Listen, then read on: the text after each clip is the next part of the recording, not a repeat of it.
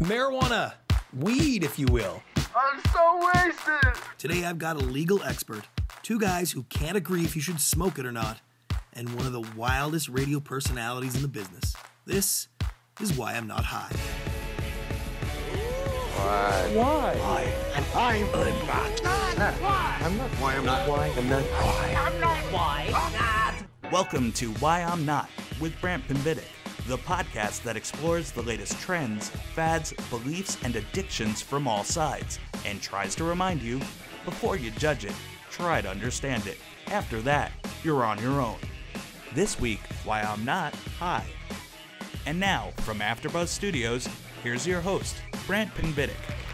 Marijuana once again become a burning hot topic, and because that's really an overwhelming, unstoppable force of this perceived public acceptance of it. 28 states so far now, at least, have legalized marijuana in one form or another, and many states, like California, have just legalized it for recreational use. You can actually grow it at home in your closet and use it. This was all done at the ballot box. You know, they went to the public and said, hey, you guys want to smoke weed? Want it to be legal? People checked the box, and it became a law. So now you can wander around and smoke free and clear, sort of. The problem is in 1970, the U.S. Congress placed marijuana on a Schedule I of controlled substances, and it's still on there today. They still believe that marijuana has no accepted medical use and is a dangerous, highly addictive drug. So, to be clear, marijuana possession, sale, or use is still a federal crime, right? What on earth does that even mean? But I can tell you one thing, if you look under the hype, if you look past the political campaigning for and against, you'll see that this issue is far from resolved.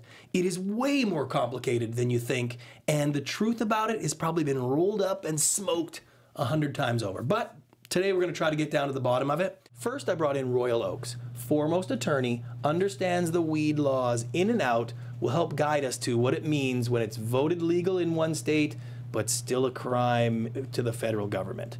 I also brought in Scott Chipman. He is the co-chair of the Citizens Against Legalization of Marijuana. This guy doesn't like weed in any form for any reason.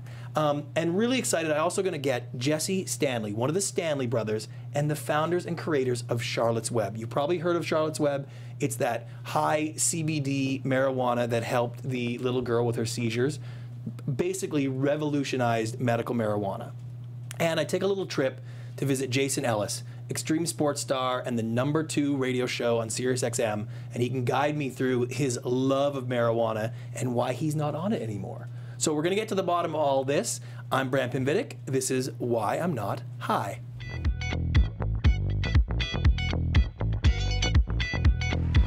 Okay, welcome to the Why I'm Not On podcast.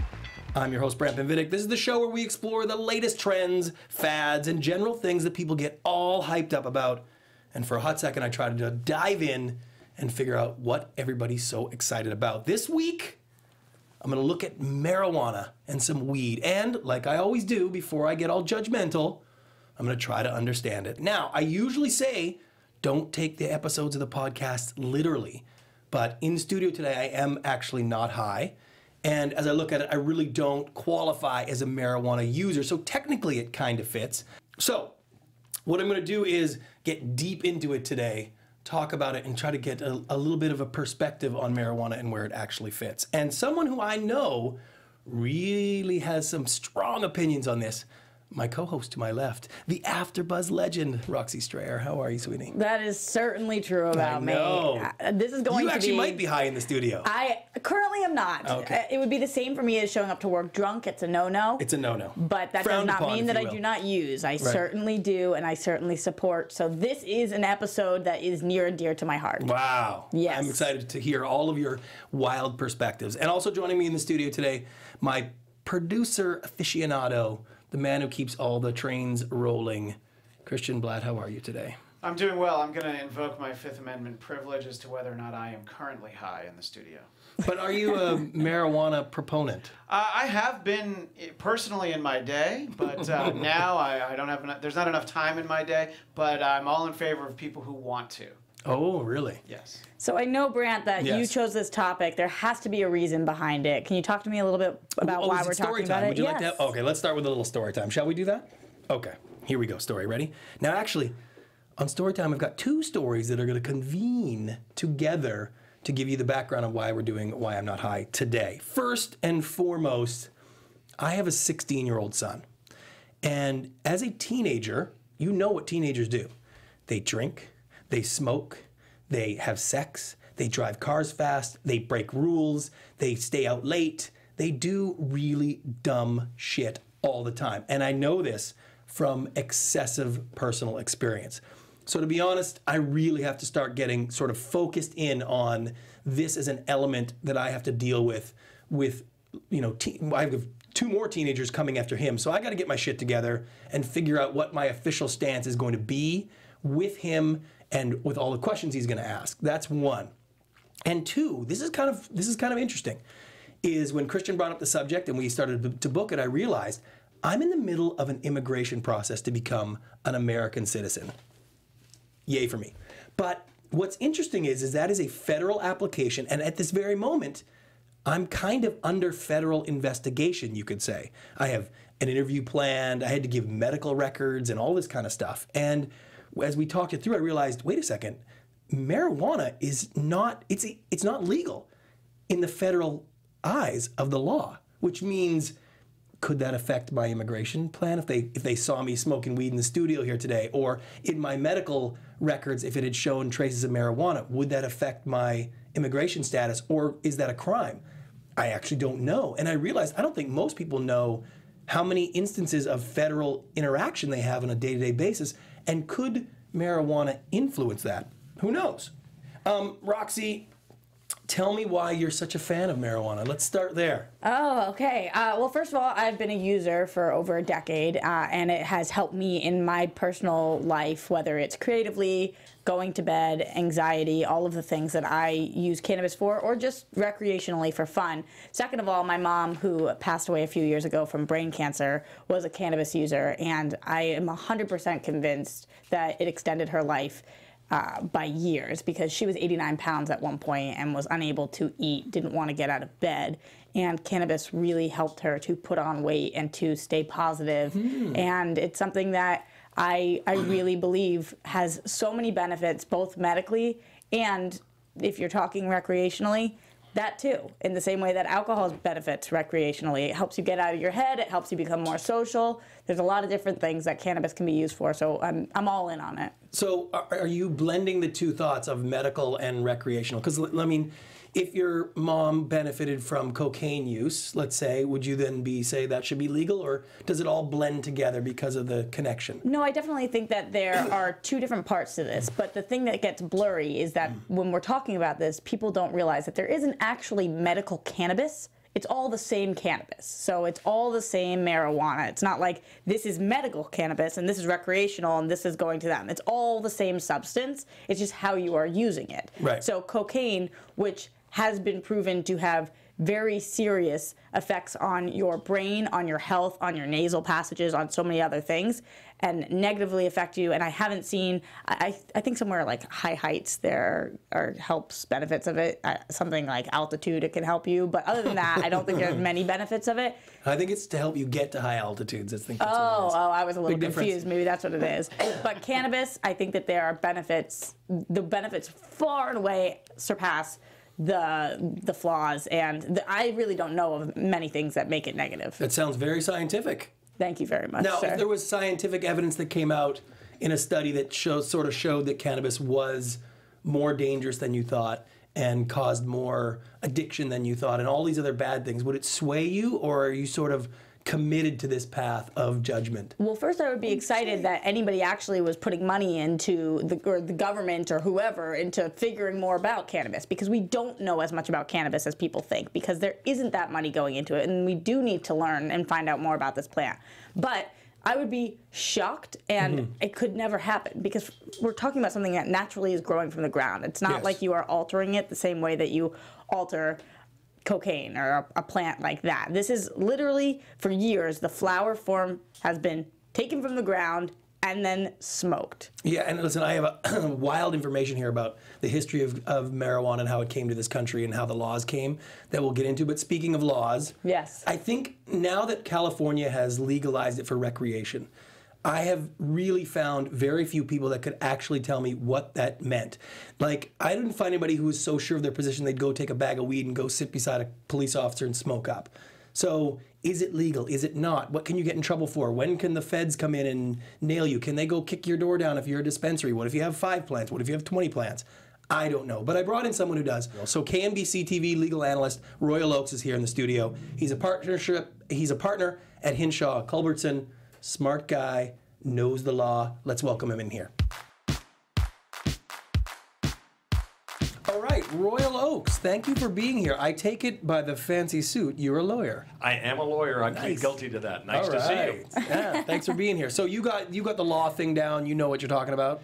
I've been trying to study it, this business about legalization of marijuana. I mean, you got 50 different states, all sorts of different perspectives, and yet you get the federal government sort of looming over everybody. So it's hard to keep track of it all, especially when it's changing so fast. As you know, here in California, everybody said, okay, recreational use of marijuana is fine. Yeah, so I really want to get to the heart of what that actually means, because like I said in my story time segment, I'm a Canadian. I'm in the middle of my immigration to be a U.S. citizen.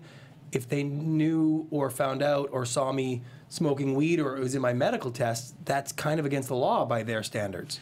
Yeah, it's but a not real by problem. California standards? And that's the difficulty. In California, not only have we had medical marijuana legal for many years, now, as I say, recreational use is okay. 7 states around the country say recreational use is fine. 18 states say medical marijuana use is fine. But the federal government says, forget about it. It's a Schedule I drug. They say marijuana is like LSD or heroin, has absolutely no medical value, which of course the entire medical community basically disagrees with. But to answer your question, if you are found to have violated a federal law, even though you're totally cool with California law or Colorado or Washington State, yeah, they could take action against you in connection with immigration, TSA issues. So it's a real mess, this tension between federal and state law. All right, but let's put this in simple perspective. I'm driving down the highway, I get pulled over, the state trooper comes up to my window, and a big cloud of Jeff Spicoli, Fast Times at Ridgemont High weed comes billowing out.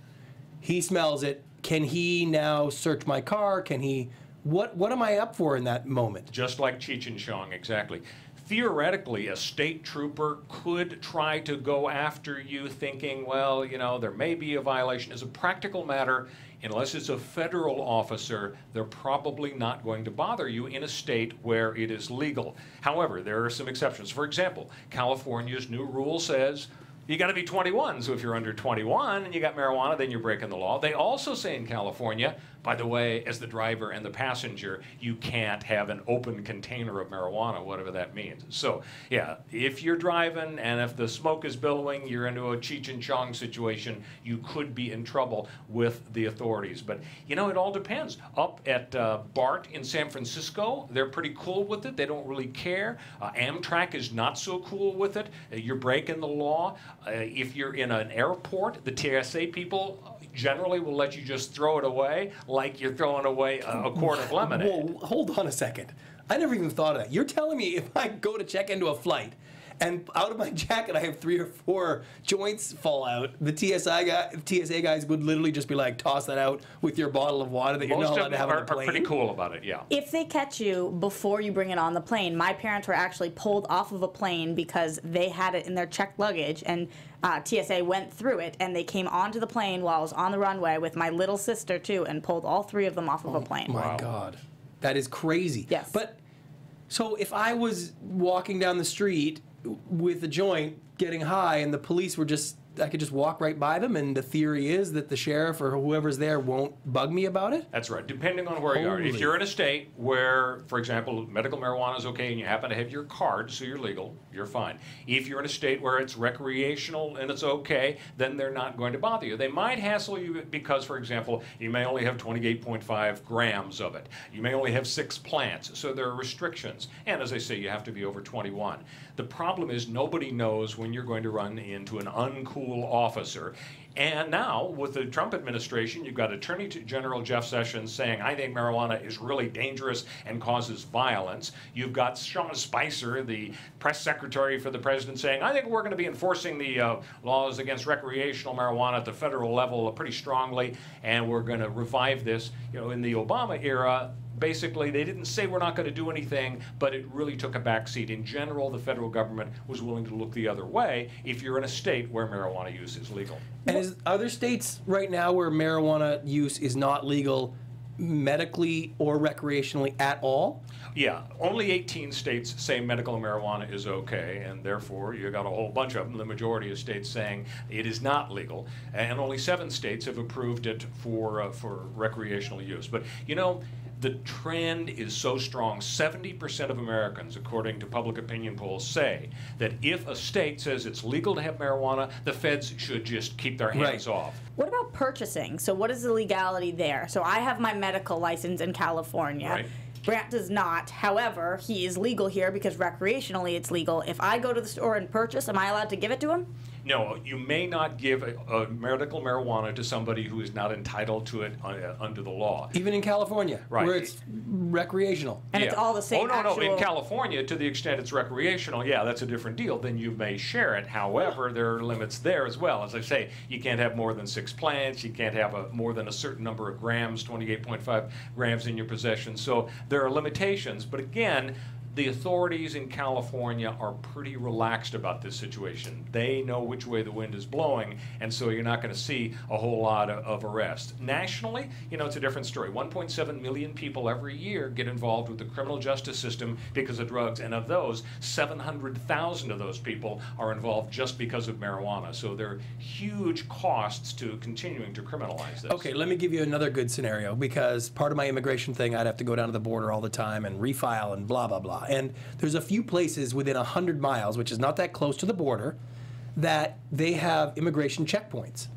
with immigration officers there looking at your car, searching your car. If you had a marijuana plant in there in California and a joint in there, now you've come across federal officers. Does that mean they could arrest you? Absolutely. Oh my God! It's still illegal at the federal level, and you know, they've got stiff penalties depending on how many ounces you have, depending on how many plants you have. It can be a felony. You can go to jail for decades at the federal level, and as a result, you never know when you're going to run into somebody who's federal. I mean, the weirdest thing is Washington, D.C. has legalized the use of marijuana. Okay. Yeah. Now, that happens to be where the federal government hangs out, but only 18 square miles of Washington, D.C. is federal land. So if you're walking around D.C. smoking a doobie, you're okay unless you happen to walk a few blocks into federal land, in which case, blammo, you can go to the federal pen. But you bring up a really good point, is that you never know when you're going to run into the federal government.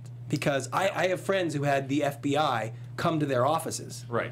Looking completely unrelated to weed, but in theory, he could have had weed at the office and never had thought about it until today, when the FBI shows up looking for some sort of cybercrime thing that they're investigating, and boom. And we've been living with this inherent tension between federal and state authority for several years, but we've been relaxed about it because the Obama administration has sent the message, you know, we're not going to really push it. With the Trump administration in now, it is a totally different picture, and we hear from their top officials, we're going to be taking a fresh look as to whether to enforce these federal marijuana laws. Wow. So another scenario, because this is blowing my mind. We can play this all day. I am legal to use cannabis in California. I'm from Massachusetts. I'm legal to use it there because they just passed it this past November. Am I legal to send myself cannabis from here to there if I'm going home? Now, you can't mail it? Yeah, then now you're into the whole federal involvement. The U.S. mails is federal. You cannot feel safe in terms of transporting marijuana. Basically, if you're inside a state where it's legal or you've got your medical card or whatever, you're okay. Other than that, you better check with your lawyer before you start doing anything fancy. Is that you? Are you taking me on there now? you go. Absolutely. We got an attorney-client privilege going here. Excellent. Listen, I really appreciate Royal coming in. That actually put a lot in perspective. I have a much better idea of what's going on out there, and I think it's been great. Thank you so much for coming in. Happy to do it. Well, there you go. Now we have a good sense of the legalities of it. Do we? I mean, it's basically still a risk. It's a small risk in California, but it's a risk. Yes, absolutely. So that's very, I can't believe it. But the federal government still classifies it as the same as heroin is wild. Can we just stop putting it in the same conversation? It's ridiculous. Anybody with any common sense, you could talk to a 5-year-old and they should know that cannabis is different than heroin. You know, here's the thing. Is it scientifically different? It's tough to say, because in theory, alcohol and heroin and cocaine and marijuana are probably scientifically very similar. What do you mean scientifically? Well, they're designed to do one thing. They're designed to alter your state of being. They're designed to give you euphoria. They're designed to sort of lighten up certain inhibitions you have. They sort of work the same on the body. They do it differently, of course, but it's more cultural than scientific that has led us down the path of why marijuana is where it is in that drug category, and why alcohol is where it is in that drug category. Alcohol is so accepted, it's crazy. When you look at the stats, and anybody can look at the stats and know how much drunk driving and alcoholism and how much it costs us in healthcare and how many people die and get addicted to it. It's crazy. The theory should be that that's the one you'd want to have on the same level as cocaine or any other hard drug. That's not where we are culturally. Right. And just mentioning that, addictive properties, cannabis does not have them, which is another thing that come people on. It does not. It does not have an addictive property inside of it. Unlike alcohol, where if you drink enough and you do not use, then afterwards you get the shakes, you get sick, all of those things because you need it in your system. A lot of drugs have that, heroin being one of the biggest of them. Right. Cannabis doesn't have that. But listen, Doritos are addictive. So at the end of the day, people who get on marijuana, they like marijuana enough that they want to keep doing it. I have no problem saying that it probably is addictive. Well, that's the fine. wrong word. It's the wrong word because it doesn't have actual chemical It doesn't have the addiction. withdrawal issues that you're talking about. Right. Roxy, I will say, you're very polarized on this subject, right? I can't even pretend not to be. You can't even, and that's okay.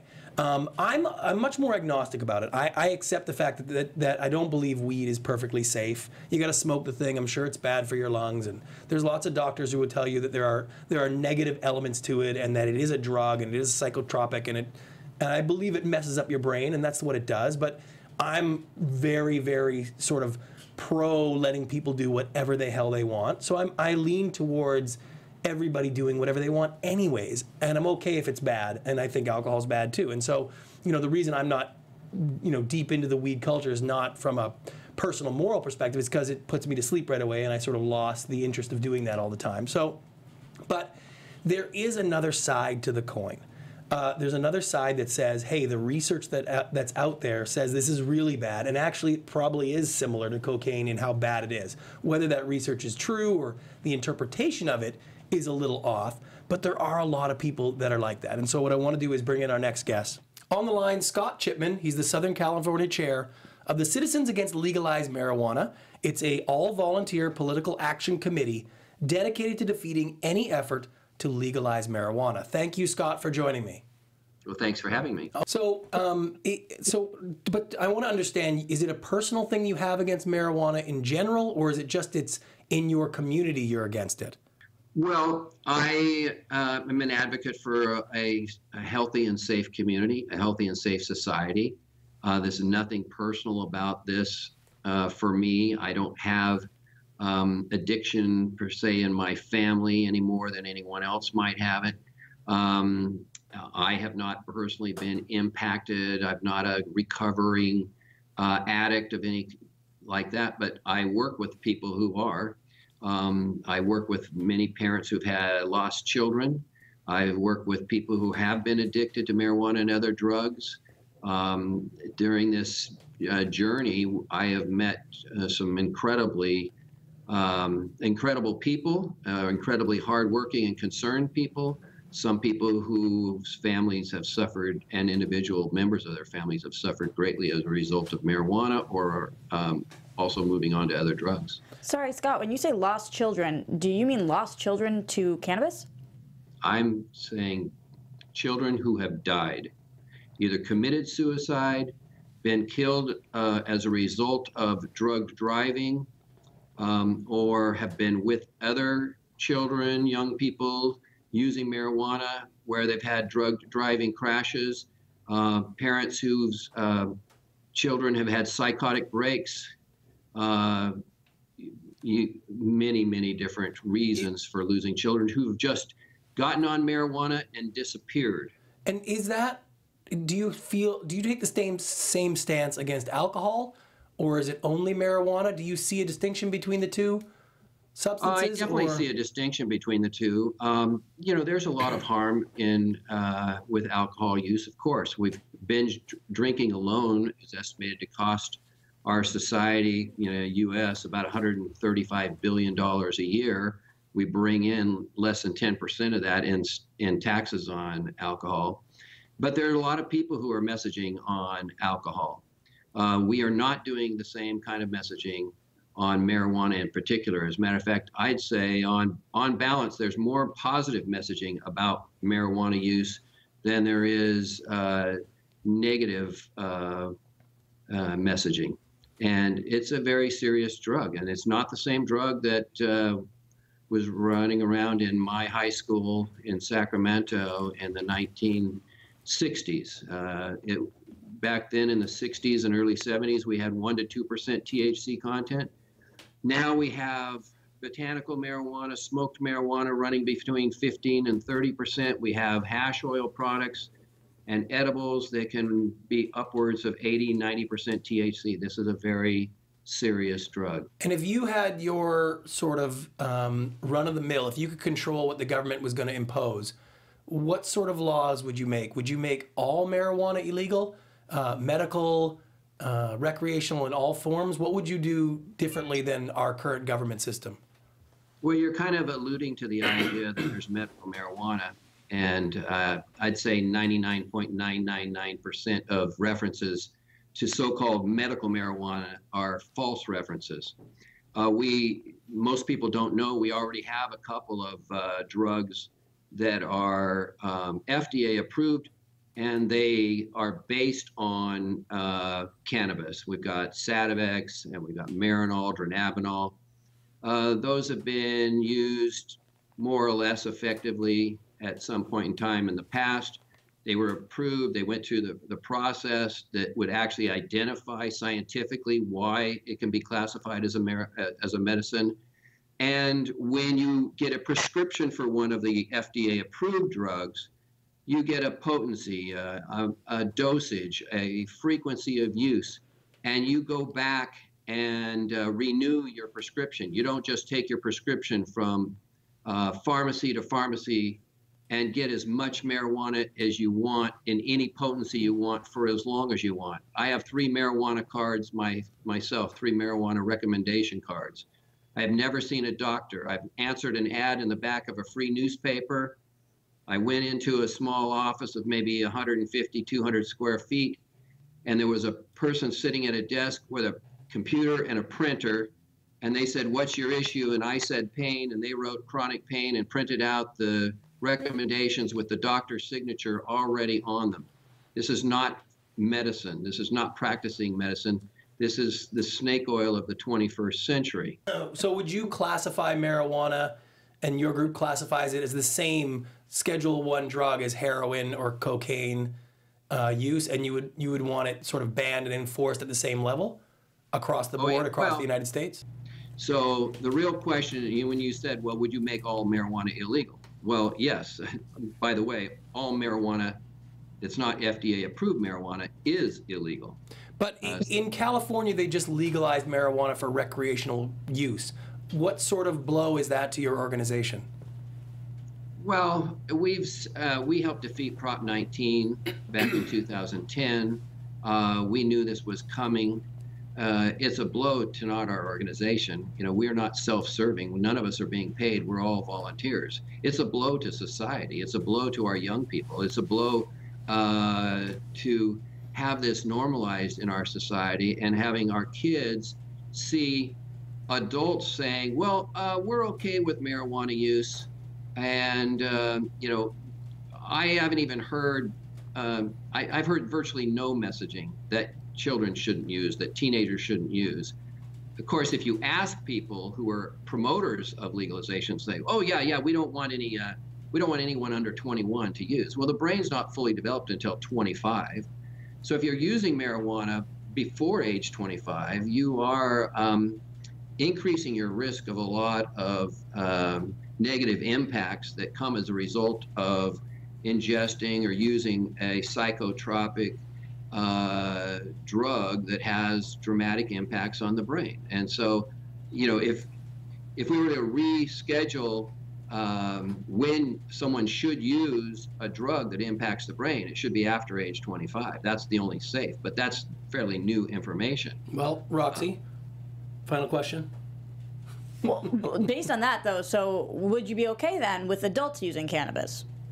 If you're allowed to after 25, if your brain is fully developed, what is the problem with adults using cannabis? And furthermore, adults who actually, like you're talking about, somebody who is a cancer patient or somebody who does have relief from it, is that okay? Where's the line for you? Well, I think that really comes down to the enforcement issue. We are not okay with legalizing marijuana under any circumstance right now, unless it's an FDA-approved drug. So let's just say, if the question is, should marijuana be legalized? Absolutely not. Not for adult use or youth use, because it goes to the whole idea, should we just legalize all drugs? If you're not in favor of legalizing, or if you are in favor of legalizing marijuana, let's state it that way. If you're in favor of legalizing marijuana, then you should be in favor of legalizing all drugs and take a libertarian point of view. But when I talk to libertarians about this issue, I mentioned that this is, you know, we're not living as an individual out in the middle of the wilderness. We live in a society, and it's not good for our society to have this drug legalized. And so this is a circumstance I would say legalizing marijuana would be okay, and you would be okay. We would be okay for that person to use. First, take away their kids, then take away their driver's license, and then make sure everyone they know and everyone they work with knows they're a user. Because that's the kind of impact that we have as a result of using marijuana or any other drug, for example, in our society. Now, you'll compare it to alcohol. Everybody likes to say, well, why are you so opposed to marijuana, but you're not opposed to alcohol? Yeah. Well, 65% of our population use alcohol. Less than 10% of them binge drink or use just to get drunk. But virtually everyone that's using marijuana is using to get high. So there's no justification to say, well, alcohol is bad, so let's just add marijuana to the mix. There's no justification for that. And by the way, if you use marijuana and alcohol together, your impairment is 4 to 8 times worse than it would be if you were just doing alcohol. Do you agree with the fact that nobody has ever overdosed on cannabis? Well, I agree with the fact that it's very, very rare, but there have been multiple instances where people have died, and they say, the cause was marijuana poisoning or THC poisoning. That's very, very rare. Of course, it's very rare. But but there's not to say that people never die, or that people don't go on to other drugs, or that people don't do other things like leave their 3-year-old in the pool because they can't get off the couch to get their baby out of the pool. Do you agree that more people have passed away from either a heroin overdose or alcohol even? Yeah, and a lot of people actually move from marijuana to other drugs. And as a matter of fact, the most recent Surgeon General report at Facing Addiction in America, just published last November, mentioned marijuana 189 times more than cocaine and heroin combined. So, if you want to argue for legalization of marijuana, then argue for legalization of heroin and cocaine and all the other drugs at the same time. Not sure we'll be doing that on this show. Not my plan. Not your plan, Roxy? No, it wasn't what I was thinking. Well, that certainly gave me a lot to think about. Scott, I really appreciate you doing the show and coming and talking with us today. It gave us a lot to sort of think about, and really appreciate it. We encourage people to go to our website, go to our blog, USA or calmca.org, Citizens Against Legalizing Marijuana. There's a huge amount of information that we're not covering today, including the crime, the edibles, the money, the big marijuana, the fetal risks, the physical impacts on the heart, immune system. Of course, we touched on drug driving and the brain. But this is not, the real story here is that people are not getting informed like they should be. Well, lots to talk about. Thanks, Scott. Thank you very much. All right. Bye-bye. Okay. Roxy, your thoughts? Not a single thing he said was based in fact.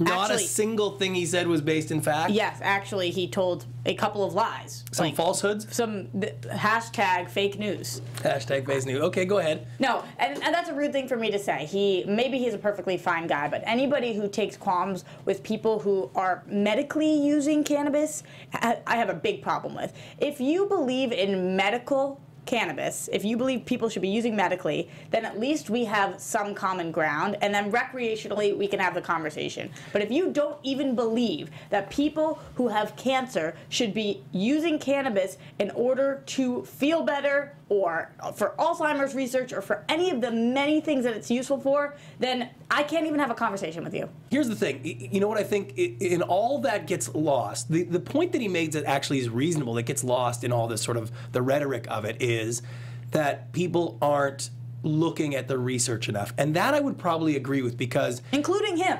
I believe including him. Or he's looking at the research and then taking his own sort of morality and laying it on top of that, which I understand. But I do think that the one thing that actually made sense to me was there is more sort of advocation for medical marijuana and marijuana in a positive sense than there is even in the negative sense.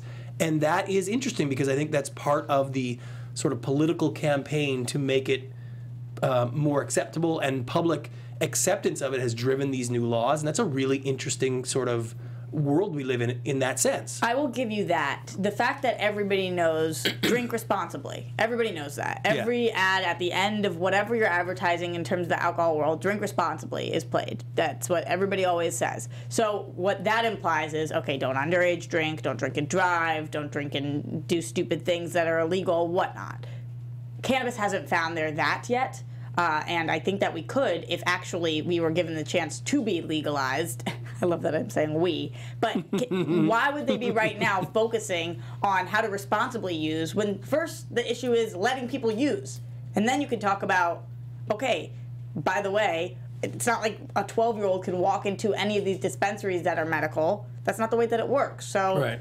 It's very frustrating. That was his one point that I will give him, that we are not doing that right now. But I don't think we're at that place.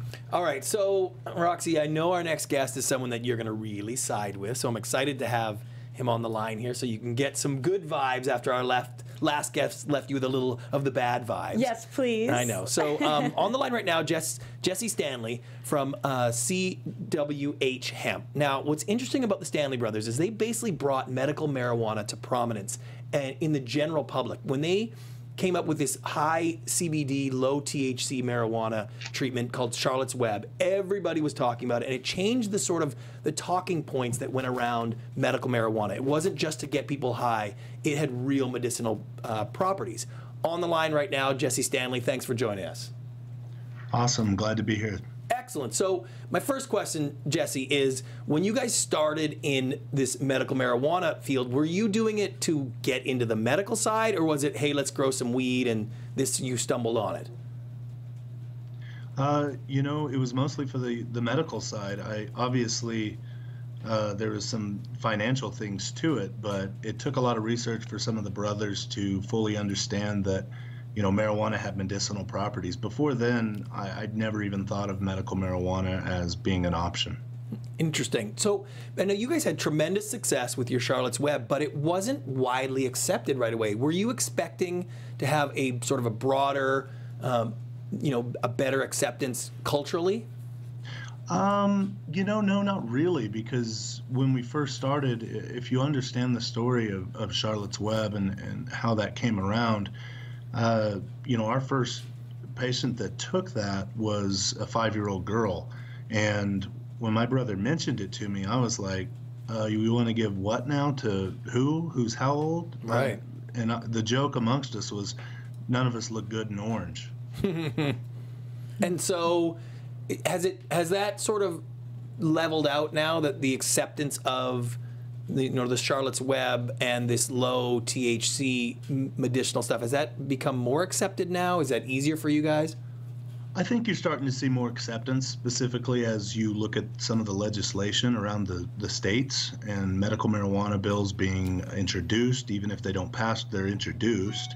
And a lot of that, I would say, has to do with the success of Charlotte's Web. But we still run into the naysayers and people that think it's, anecdotal evidence and the whole no research has been done on it thing, so they don't trust it. And so, when you're looking at it, why has medical marijuana not all gone low THC? Like, why is it still pushed as a drug that gets you high, but that gives you some medicinal purposes, and your sort of version is the outlier? Well, I mean, you have to understand that just because something gets you high doesn't mean it's not medicine. I actually believe that the other molecule, THC, tetrahydrocannabinol, is also medicinal. But that's just misconception. It's bad information for the people out there to think that just because something gets you high, it doesn't work. I mean, last time I checked, Valium will get you high. A lot of pain medicine will get you high if you take too much of it. So it's just misinformation, I think, for people that just don't know. And so do you have kids? I do not, no. If you had kids, would you let them smoke marijuana to get high recreationally? At a certain age, I mean, for me personally, as a personal, person, once they turn 18, they can do whatever they want. I'm not going to say you can and can't do something. But in general, I think that some research has been done. I don't think that developing brains should be smoking marijuana, nor do I think they should be drinking heavily. But as far as CBD goes, yeah, I would definitely let them take CBD. So the question I have is if you could sort of write the laws doing what you do, because even the drugs you mentioned, the Valium and the morphine and all those are highly regulated, legal, but prescribed and controlled. Is that the way you'd see marijuana if you could write the laws, or would you have it be much more free and loose like alcohol? Yeah. Well, that's interesting. Well, not to jump on a soapbox, but I would have it be regulated more like alcohol. And that's mostly because no one, to our knowledge and in written record, has died in the history of mankind from an overdose of cannabis.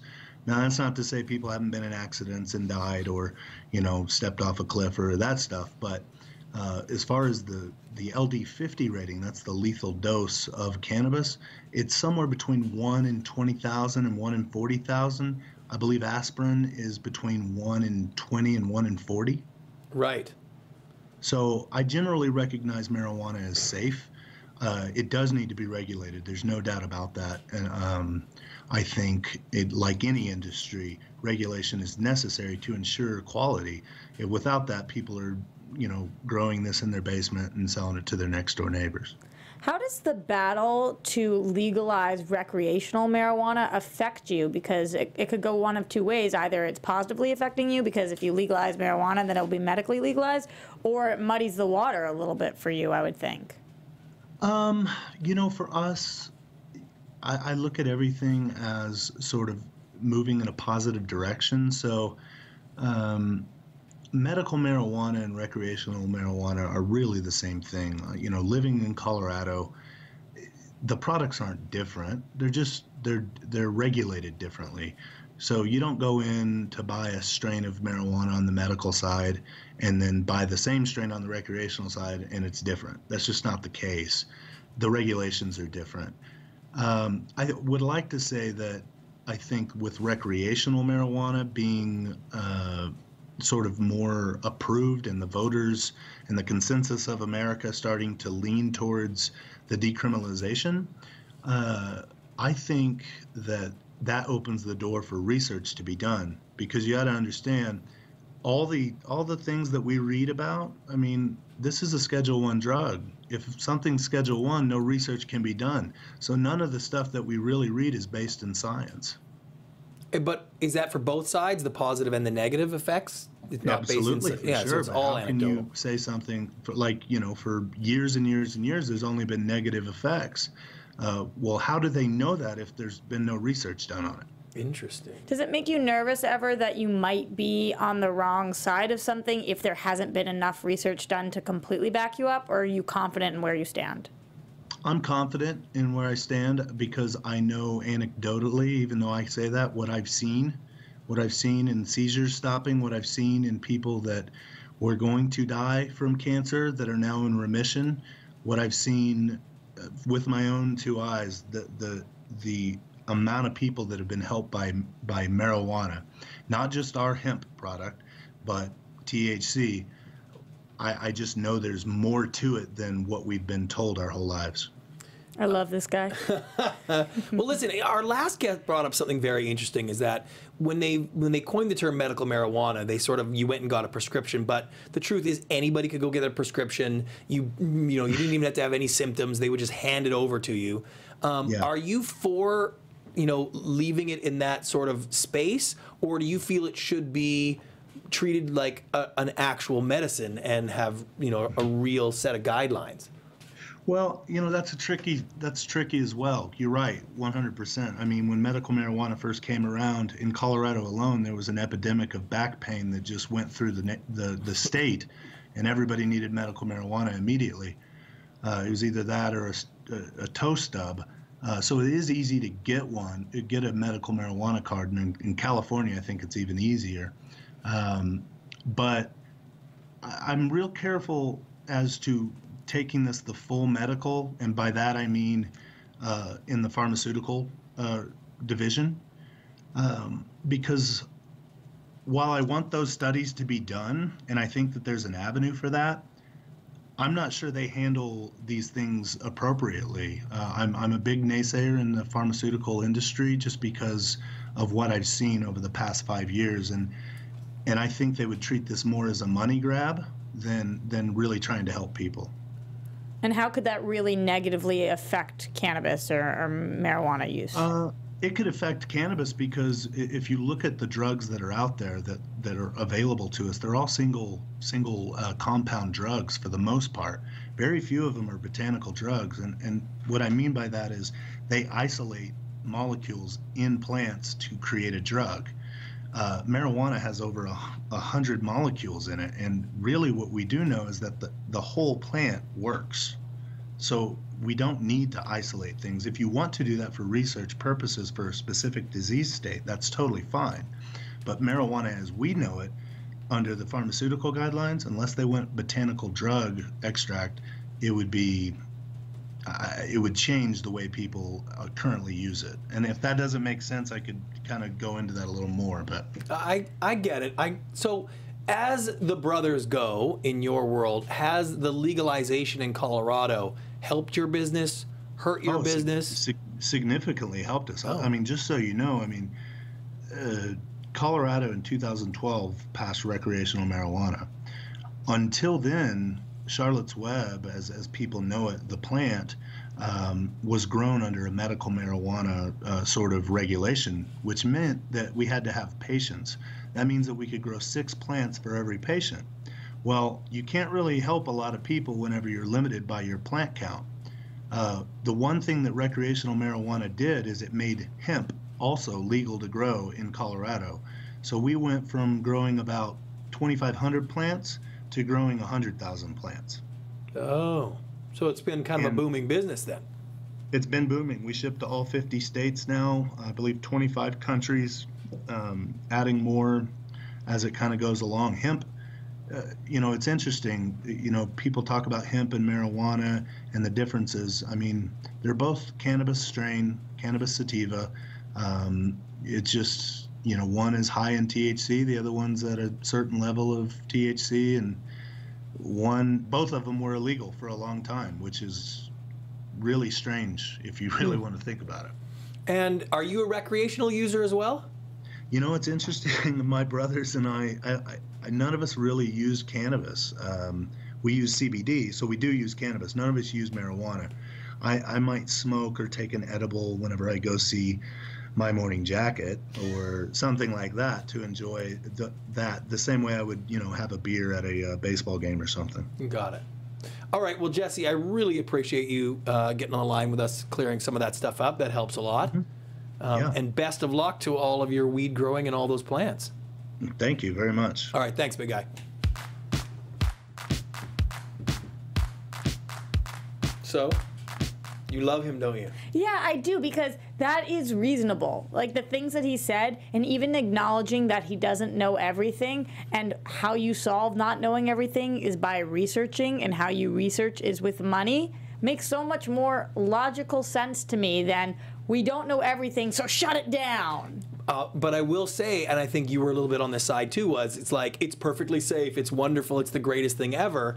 And he sort of pointed out that it's like, yeah, there's really been no testing on either side in any real capacity that could help, definitively make this safe, not safe, all the details. And so I feel there's a little hysteria on both sides, saying it's safe or it's not safe. But in addition to that, he's saying he has seen with his own 2 eyes the benefit, as opposed to other people that we may speak to or have spoken to who say other things about children getting lost in fields and never coming back.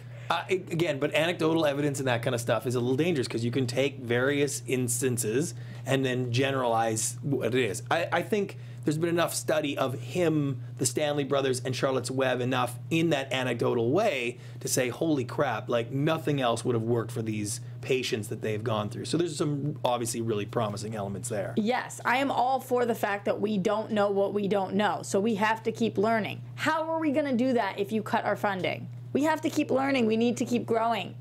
Literally. Well, listen, he's growing a ton, so yeah, I love him. That makes a lot of sense. He's the homie. Listen, what I want to do is pivot a little bit. So now I feel like I've got the idea of, is it legal, how it works, medical versus banning it altogether. I got all that stuff. But as I look at my son now, 16 years old, he's going to parties all the time. He's got lots of friends. We know lots of his friends get in trouble doing a lot of things. It's hard keeping a 16-year-old away from this world. From my perspective, I'm interested to hear what you guys think on what do I tell him if he asks me about smoking weed at a party, or did you smoke weed, Dad, or all those kind of things. Well, I am the person in the room who doesn't have children, so I can give you my advice as a human being, but not as a parent. Do you want it? Sure. You're here.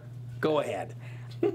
I think that when you lay the law down about something, A, it makes it more appealing, and B, when you're young and you can't talk to your parent about it, then they're not going to approach you. They're not going to tell you if they are, if they're not. If they know they're not allowed to, if they start using, they just won't tell you. So I think it's always better to have more of an open door policy where it's not like you're saying, hey, I'm 100% in support of you being 16 and smoking pot all the time, but you're not saying, if I find out and I catch you, you're grounded. Right. So more of the hippie approach. I get it. Christian, what do you think? You got a little one. I have a little one. He's only 19 months old, so I have at least a couple years before this is going to be an issue. What I like to think is that I could be as cool a parent as Frank Zappa, who he told his kids, you can do any drugs you want as long as you do them here in the house, so that he could kind of keep an eye on them. That's insane. That is insane. I would like to be that cool. But no, that's insane. But what I'll take from that is a kernel of, look, you're going to do it. I can tell you not to. You're going to do it anyway. Try to be smart about it. Like, understand, how much you should probably have, how much you shouldn't have, you know what? I don't know that I buy into that. Because, my wife and I, we're not big drinkers. We don't really use recreationally, so we're sort of just sort of mellow in that sense. We don't have a lot of that of don't do as I do as I say. We don't have a lot of that. So it's not like he's exposed to it where we're sort of saying don't be doing that. So, but my concern is if you open the door to the acceptance, you open the door to the acceptance. And the truth is as I look at it, it's like I don't know that I separate weed from other substances that you basically use to get high, and I'm okay with that. Heroin and marijuana. No, big difference in those. Okay. I totally get it. So some of them you separate. Yes, but at the end of the day, the recreational use of anything to sort of get high and have a good time, I'd love if my son didn't do those things, particularly when he's young. So we've sort of gone with the zero acceptance approach.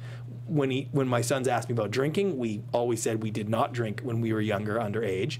Now, for us, it was great because the drinking age in Canada was 19.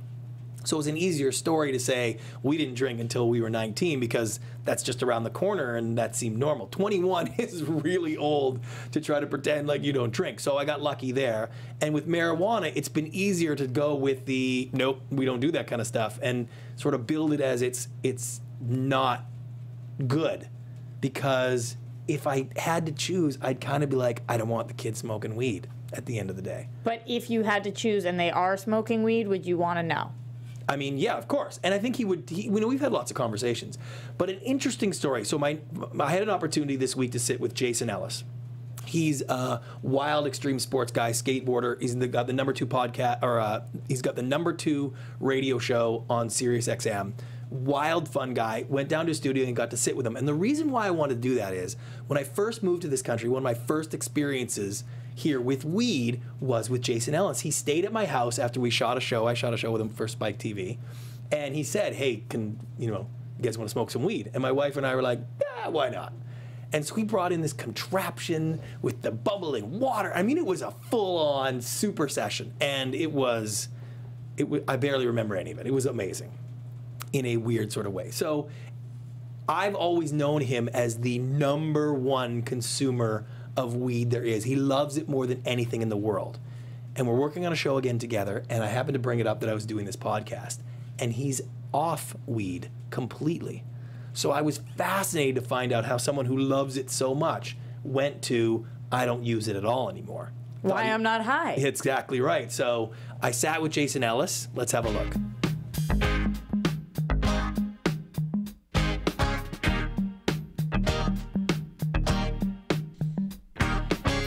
Jason Ellis, thank you so much for having me in your studio.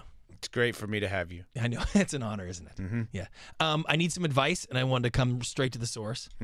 So I'm doing a little episode on weed, and they've made medical marijuana now legal in California. Yeah. And when I first moved to this country, if you remember when we were doing the Wild World of Spike, and you stayed over at my house. I did. And you got my wife and I super high. I would do that from time to time. And it was fantastic and wild and crazy. And I remember one of the things about you is being one of the biggest fans of recreational marijuana I had ever met. Yeah. And now I understand that you are now completely off the weed. Yeah. And so I wanted to get your story on how that works and why that is.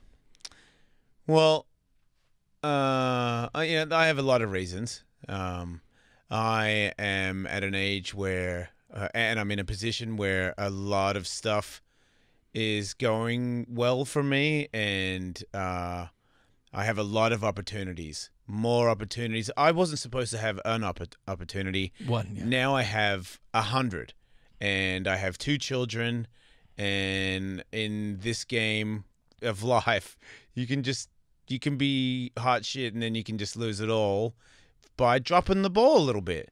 And I found that I'm an overachiever at heart.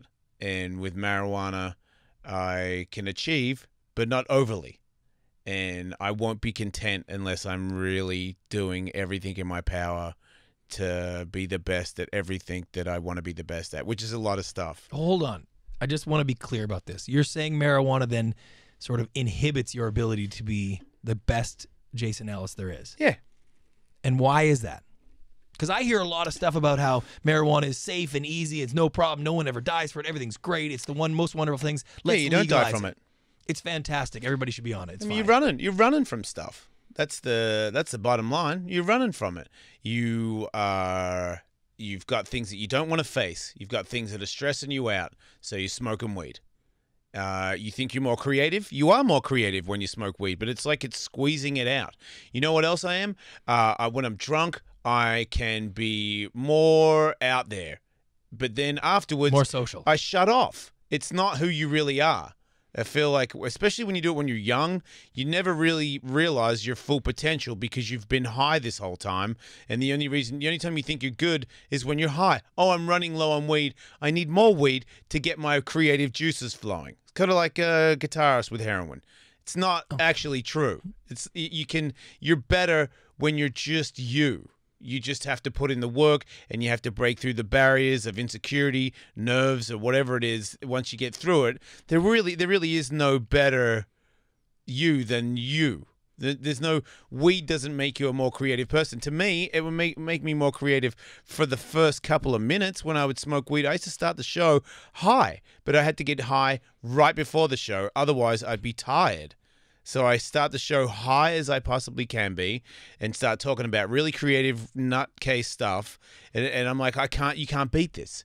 I'm very creative. But then it shuts off because I'm squirting all the creative juices out, and now I'm empty. So the only solution is to keep getting high.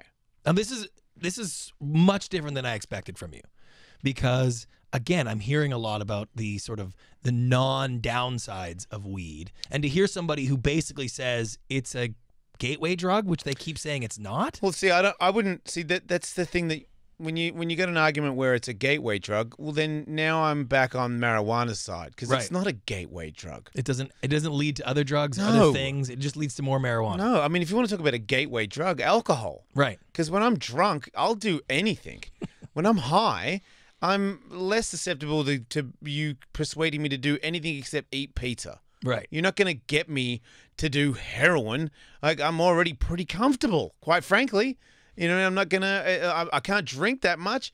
I'm so high, it just makes me sick. But I guess what you're saying is that once you start on the recreational side of marijuana, and if you like it, and if it works for you, then you just continue with it, and it sort of takes over things. Recreational is how. Look, they're all poisons. They're all not good for you. I mean, maybe hemp pants are great, but they're not good for you. Right. And that's the reality of all of it. If you've got cancer and it helps you eat, well then yes, it's good for you. Right. But then there's the other side of what marijuana is doing, but yet take the good and the bad.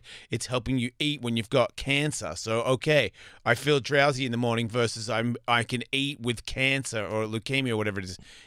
So there's an upside there. But if it's just I'm getting high because I want to get high, you're running, man. That's me. You know what I mean? I feel like you're running, and I feel like most of the people I know that do get high all the time, all my porn star friends, they get high all the time. You know why? My buddy out there who he cremates people for a living, he gets high all the time, and I don't blame him. Right.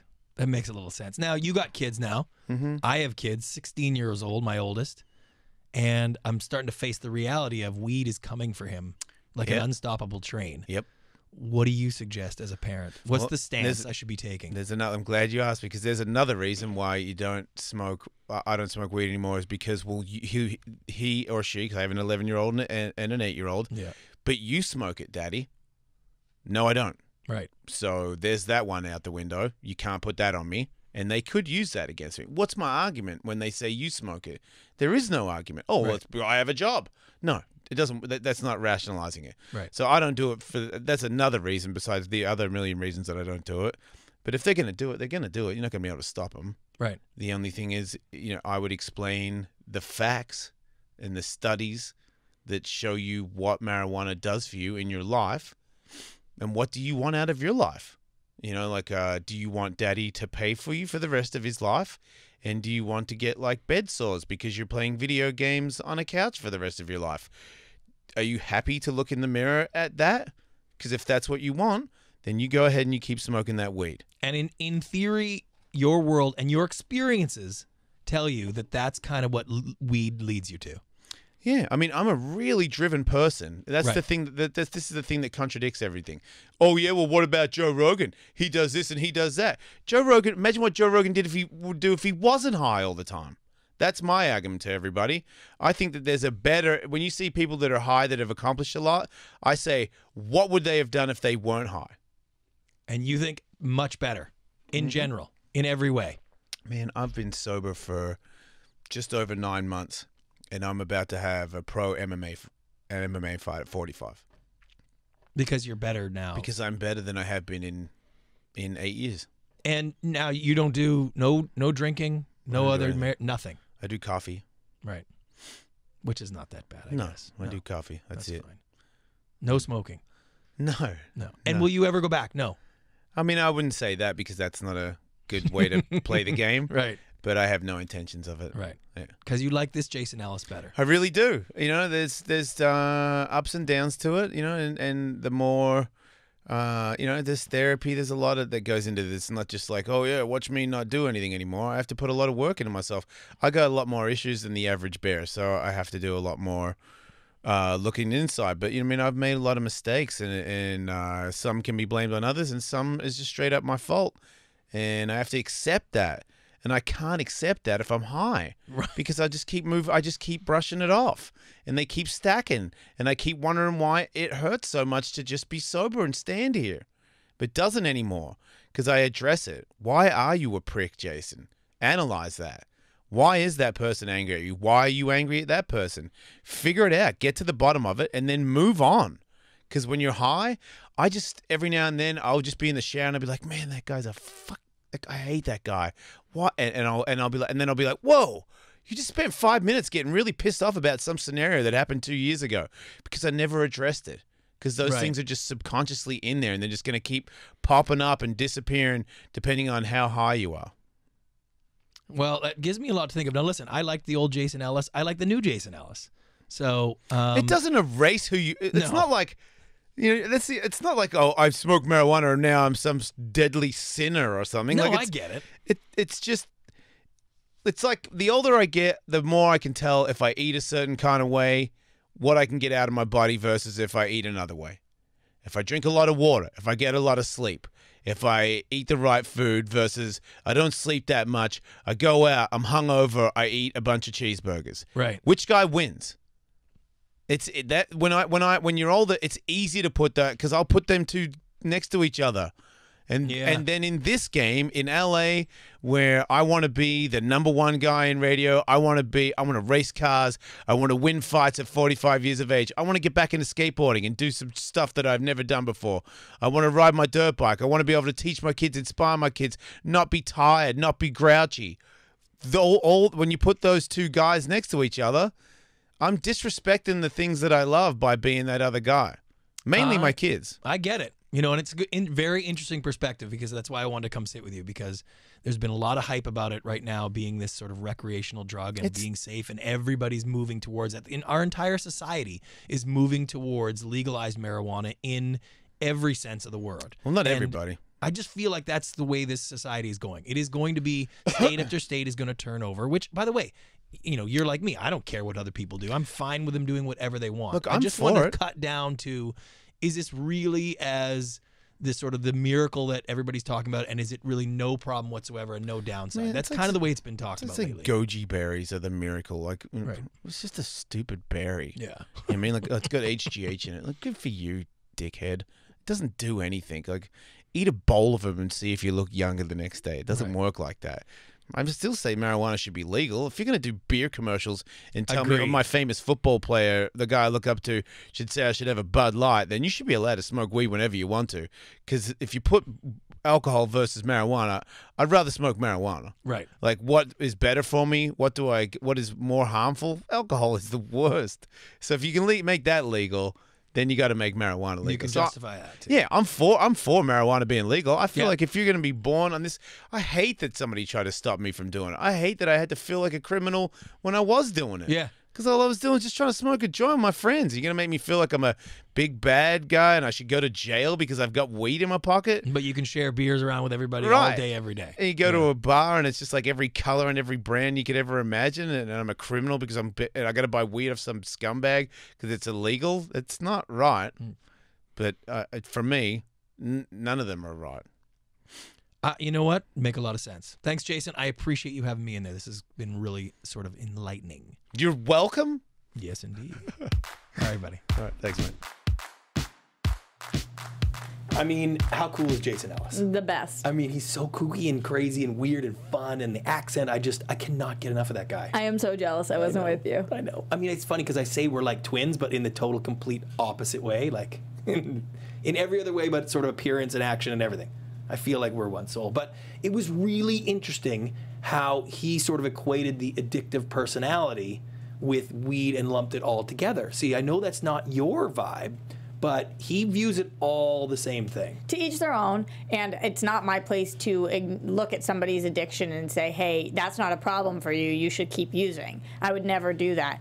But I think that the majority of people are not going to end up like that. Not everybody has an addictive personality, and not everybody who tries pot for the first time is going to end up not being able to quit if they wanted to. Of course, but I do feel like he had said, you know, he clearly considered that drug on the same level as alcohol, on the same level of all the drugs he's been doing, because at the end of the day, it takes over his life and it becomes all he's about. Even though he's having the greatest time of his life, he can't control that. And I think that there's been such a push that weed is so sort of safe and different and separate that people lose sight of the fact that, hey, you know what, it's still a drug, and so is alcohol. It's all just sort of like, it's all a little bit of a mess.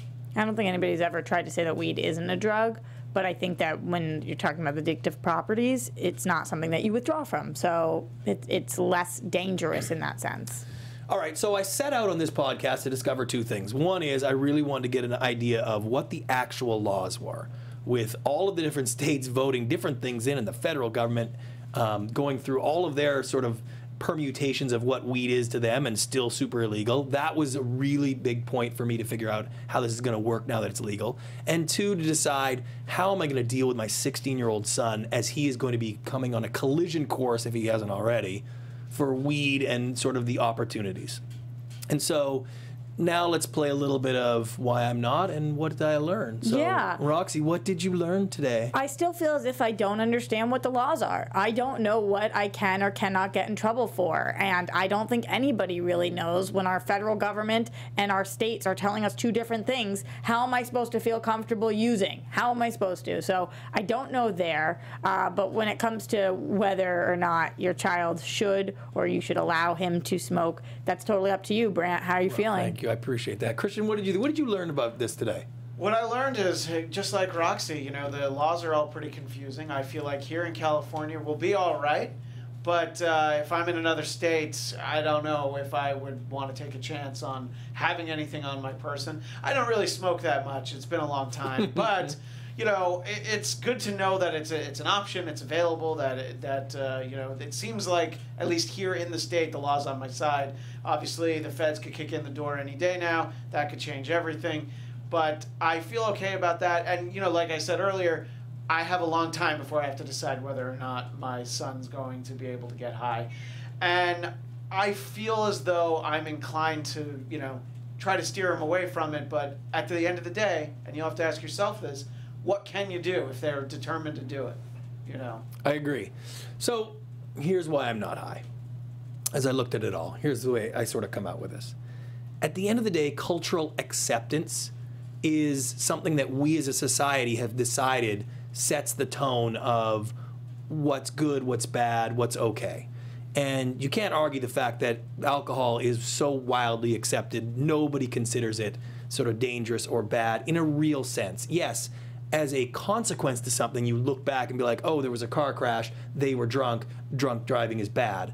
But nobody gets upset at somebody at a barbecue having a few beers. It's just culturally accepted. And so effectively is smoking.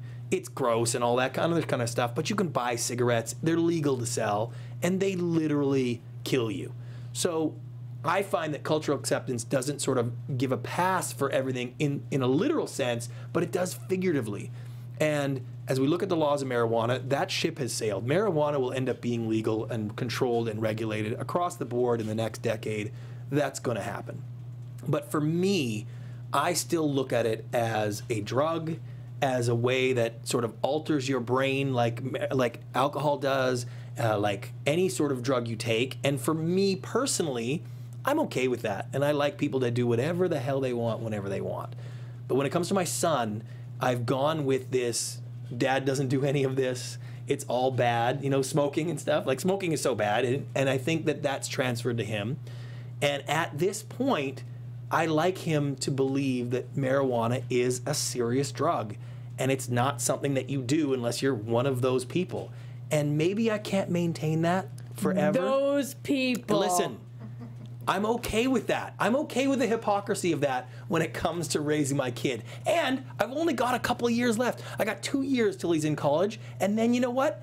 I've done everything I can, and out he goes. Joke's on you, you have a daughter. I know, but I got to start the whole system again then. But for Okay. him, I'm pushing him. I got 2 years, and right now, marijuana is for those people. And I think that's working for me. He seems pretty happy, and I like the idea of that because at the end of the day, it's still a drug. You still take it to get high. And so if you're okay with that, that's cool. And if you're not okay with that, that's cool. And I'm hoping I can make him not okay with that. Maybe you should show him Reefer Madness. Yes. Yes, And that will definitely help. You know what I'm going to do? I'm going to revoice Reefer Madness in my own voice, so it comes from his dad. Thanks, Roxy, for being here today. Thanks for Where having can me. the people find you? Everywhere at Roxy Stryer. How about you, Christian? You got stuff. I'm everywhere at Christian DMZ. All right, and I'm everywhere at Brant Pinvidic. And this has been Why I'm Not High and the Why I'm Not podcast. You've been listening to the Why I'm Not podcast with your host, Brant Pinvidic. For more on this episode, upcoming episodes, or more from our podcast guests, visit whyimnot.com and subscribe for exclusive content, giveaways, and all the latest happenings. And for even more content, visit AfterBuzzTV.com. I shut them down, shut them down, shut them down, shut them down, shut them down, shut them down.